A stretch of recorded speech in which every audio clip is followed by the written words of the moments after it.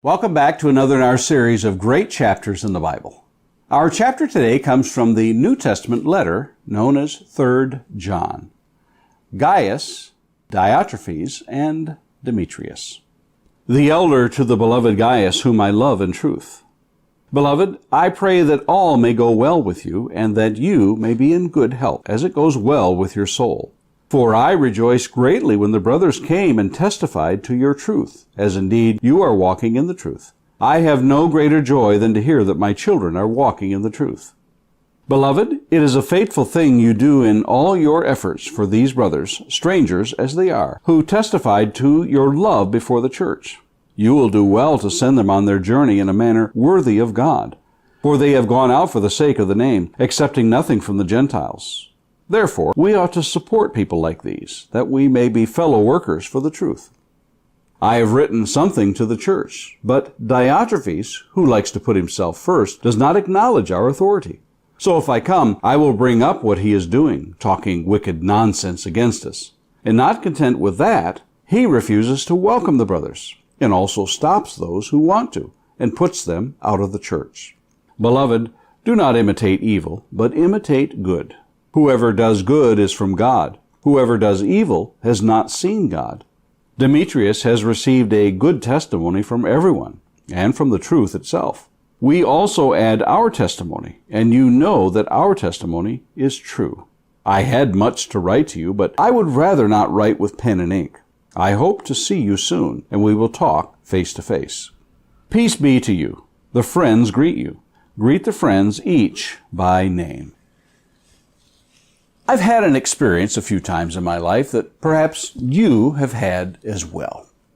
I grab a book off the shelf at a library, or it is a textbook that someone in years before had at school, or maybe a book I've inherited or been given by a family member.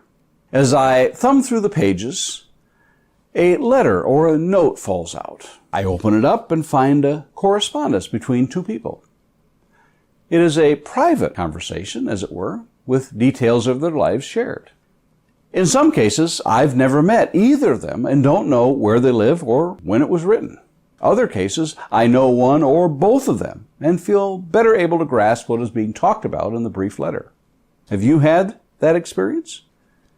Our chapter today, which is really the entirety of John's letter, although John doesn't identify himself, but how fortunate we are to be thumbing through this sacred writing and come across a personal correspondence between these two men, John and Gaius. We are familiar somewhat with John, having read his gospel account by his name and two other letters, and his apocryphal Revelation. But who this Gaius can be is a matter of speculation, but is often identified as Paul's companion. Perhaps he is the one we first meet from Luke's account of the events in Ephesus, in Acts chapter 19, verse 29, where we read, "So the city was filled with the confusion, and they rushed together into the theater, dragging with them Gaius and Aristarchus, Macedonians, who were Paul's companions in travel." He's also mentioned with Paul again in Acts 20, verse 4, Romans 16, verse 23, and 1 Corinthians chapter 1 and verse 14. If it is him in all these accounts, then he is of good repute among the brethren, as John here proclaims. This letter of encouragement may come from a place of concern on John's part for the health of Gaius, where we read in verse 2, "Beloved, I pray that all may go well with you, and that you may be in good health, as it goes well with your soul." Had John heard of an illness in Gaius? Did John anticipate that he would need a miraculous healing when he came? Well, we can only speculate on such things. John draws us into a condition of the congregation and a controversy that is brewing therein. For it seems that a rather overbearing Diotrephes is dominating the affairs of the church there. John has apparently sent a letter previously that had been commandeered, as it were, by Diotrephes and has been prevented certain things from continuing by the brothers. It sounds rather unsettling what is going on there by this Diotrephes. John seems quite confident that he can resolve this overbearing tyrant by his coming.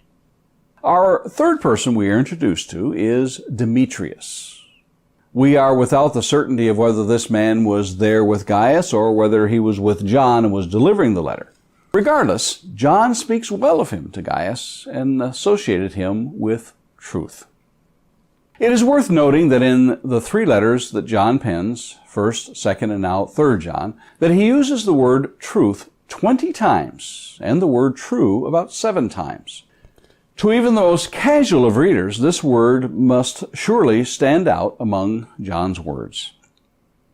It may be the only book remaining to be written is that which John pens on the Isle of Patmos, which is Revelation. It may be that John has been made aware of this. We don't know. But whatever the circumstances are, John seems to have an urgency in his writing as he compels those to whom he writes to be concerned with truth. Consider, just in our letter today, his use of the word. In verse 1, the elder to the beloved Gaius, whom I love in truth. Verse 3, for I rejoiced greatly when the brothers came and testified to your truth, as indeed you are walking in the truth. In verse 4, I have no greater joy than to hear that my children are walking in the truth. In verse 8, therefore we ought to support people like these, that we may be fellow workers for the truth. And finally, in verse 12, Demetrius has received a good testimony from everyone, and from the truth itself. We also add our testimony, and you know that our testimony is true. Another thing that this letter shares with John's second letter is the fact that he desires to visit with the recipient of the correspondence. It appears that John's concern to talk further shows his love of the brothers and sisters. Perhaps it goes without saying, but there is much that we can learn from these snapshots of early Christian life from the first century. Among these lessons is the fact that people communicated with one another. People urged faithfulness and truth from one another. People longed to visit and see one another face to face. People were concerned when things weren't right. People lifted up one another and took notice of good character. People prayed for good health for body and soul. They rejoiced when brothers and sisters walked in truth, among others. We may wonder at how many such letters were written by the early church members and why we have relatively few of them. Still, the few we have are rich in information and encouragement for you and I, should we choose to dig deep and learn from them. Don't you think? And Lord willing, let's meet here again tomorrow and look at another of the great chapters of the Bible.